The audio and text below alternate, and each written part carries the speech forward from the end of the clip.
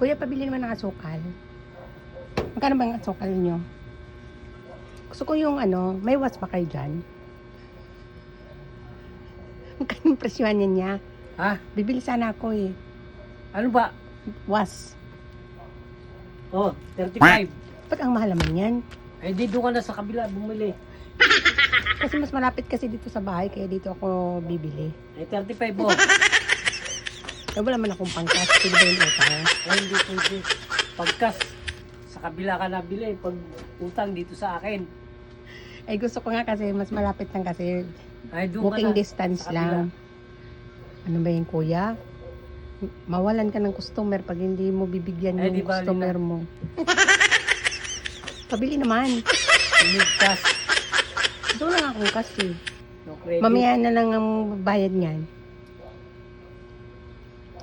Yung tindiro na yan, no, ay magpapautang. Babayaran naman yan mamaya. Parang takot na hindi bayaran. Babayaran naman siya.